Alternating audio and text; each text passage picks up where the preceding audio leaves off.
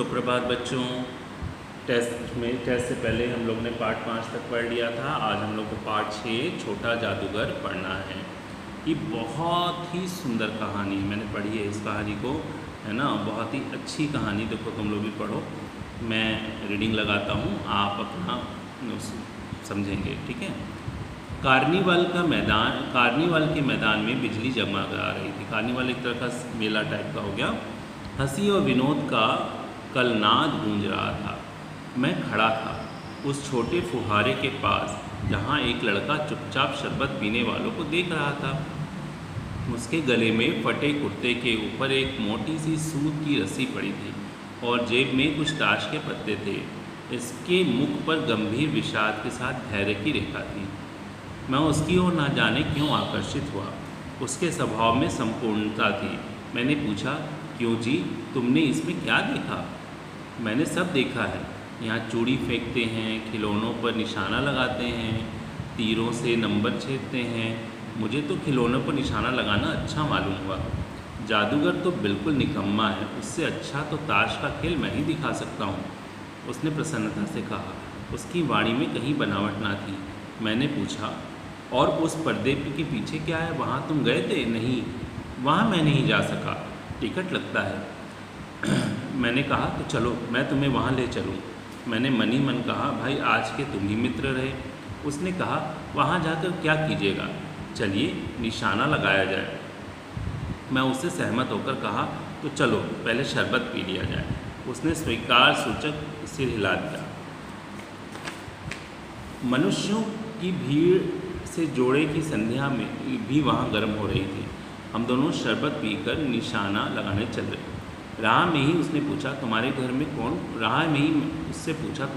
कौन कौन है? माँ और बाबूजी। उन्होंने तुमको यहाँ आने के लिए मना नहीं किया? बाबूजी जेल में हैं। क्यों? देश के लिए, वो गर्व से बोला। और तुम्हारी माँ? वो बीमार है। और तुम तमाशा देख रहे हो? उसके मुंह पर तिरस्कार की हंसी फूट पड़ी। उसने कहा, तमाशा देखने नहीं, दिखाने निकला हूँ। कुछ पैसे ले जाऊँगा तो माँ को दवा दूँगा। मुझे शरबत ना पिलाकर आपने मेरा खेल देखकर मुझे कुछ दे दिया होता तो मुझे अधिक प्रसन्नता होती। मैं आश्चर्य से उस 13-14 वर्ष के लड़के को देखने लगा। हाँ, मैं सच कहता हूँ बाबूजी, माँ बीमार है, इसलिए मैं नहीं गया। कहाँ? जेल में। जब कुछ लोग खेल तमाशा देखते ही हैं तो मैं क्यों ना दिखाकर माँ की दवा दारू करूँ और अपना पेट भरूँ। मैंने उससे कहा, अच्छा चलो निशाना लगाया जाए। हम दोनों उस जगह पर पहुँचे जहाँ खिलौनों की गेंद से गिराया जाता था। मैंने 12 टिकट खरीदकर उस लड़के को दिए। वो निकला पक्का निशानेबाज। उसकी कोई गेंद खाली नहीं गई। देखने वाले दंग हो गए। उसने 12 खिलौनों को बटोर लिया, लेकिन उठाता कैसे? कुछ मेरे रुमाल में बांधे, कुछ जेब में रख लिए। लड़के ने कहा, बाबूजी आपको तमाशा दिखाऊंगा, बाहर आइए, मैं चलता हूँ।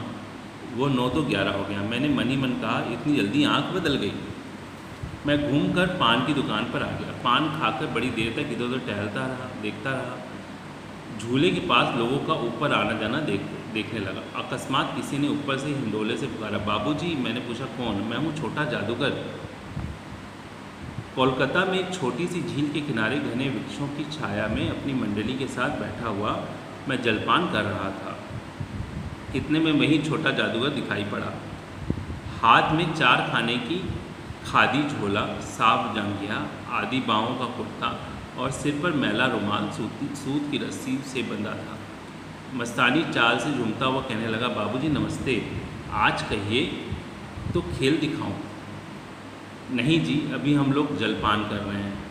नहीं जी, उसको मैं क्रोध से कुछ और कहने जा रहा था, तभी श्रीमती जी ने कहा, दिखलाओ जी, तुम तो अच्छे आए, भला कुछ मन तो बहले।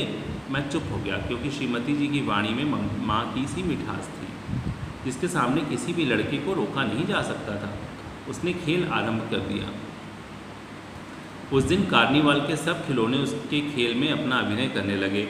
भालू मनाने लगा, बिल्ली रूठने लगी, बंदर भुड़कने लगा, गुड़िया का ब्याह हुआ, बुड्ढा वर काना निकला। लड़के की वाचलता से ही अभिनय हो रहा था। हंसते हंसते हम लोटपोट हो गए। मैं सोच रहा था, को आवश्यकता ने कितना शीघ्र चतुर बना दिया। यही तो संसार है। ताश के सब पत्ते लाल हो गए, फिर सब काले हो गए। गले की सूत की डोरी टुकड़े टुकड़े होकर जुड़ गई। लट्टू अपने आप नाच रहे थे। मैंने कहा, अब बहुत हो चुका, अपना खेल बटोर लो, हम लोग भी अब चलेंगे, जाएंगे। श्रीमती जी ने धीरे से उसे 1 रुपया दे दिया। वो उछल पड़ा। मैंने कहा, लड़के, छोटा जादूगर कहिए, ये मेरा नाम है, इसी से मेरी जीविका है। मैं कुछ बोलना ही चाहता था कि श्रीमती जी ने कहा, अच्छा, तुम इस रुपये में से क्या करोगे? पहले पेट भरकर पकौड़ी खाऊंगा, फिर एक सूती कंबल लूँगा। मेरा क्रोध अब लौट आया। मैंने अपने पर बहुत क्रुद्ध होकर सोचने लगा, अरे कितना स्वार्थी हूँ मैं। इसके 1 रुपये पाने पर मैं ईर्ष्या करने लगा था। वो नमस्कार करके चला गया। एक दिन वो एक झोपड़ी के पास कंबल कंधे पर डाले खड़ा था। मैंने मोटर रोककर उससे पूछा, तुम यहाँ कहाँ? मेरी माँ यहीं है ना, अब उसे अस्पताल वालों ने निकाल दिया है। मैं उतर गया। उस झोपड़ी में देखा तो एक स्त्री चित्रों में लदी हुई काँप रही थी। छोटे जादूगर ने कंबल ऊपर से डालकर उसके शरीर से चिपटा हुआ कहा, माँ। मेरी आंखों में आंसू निकल पड़े। बड़े दिन की छुट्टी बीत चली थी। छोटे जादूगर को फिर हमें देखने की इच्छा हुई। 10 बज चुके थे। मैंने देखा कि निर्मल धूप में सड़क के किनारे कपड़े पर छोटे जादूगर का रंगमंच सजा था। मैं मोटर रोककर उतर पड़ा। वहाँ बिल्ली रूठी थी। भालू मनाने चला था। ब्याह की तैयारी थी। पर सब होते हुए भी जादूगर की वाणी में वो प्रसन्नता नहीं थी। जब वो लोगों को हंसाने की चेष्टा कर रहा था, तब जैसे वो स्वयं काँप रहा था, मानो उसके रोए रो रहे थे। मैं आश्चर्य से देख रहा था। खेल हो जाने पर पैसे बटोरकर उसने भीड़ में मुझे देखा। मैंने उसकी पीठ थपथपाते हुए पूछा, आज तुम्हारा खेल जम क्यों नहीं रहा?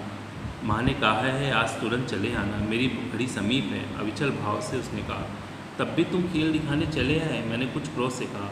उसके मुंह पर परिचित तिरस्कार की रेखा फूट पड़ी। उसने कहा, क्यों ना आता? और कुछ अधिक कहने में वो अपमान का अनुभव कर रहा था।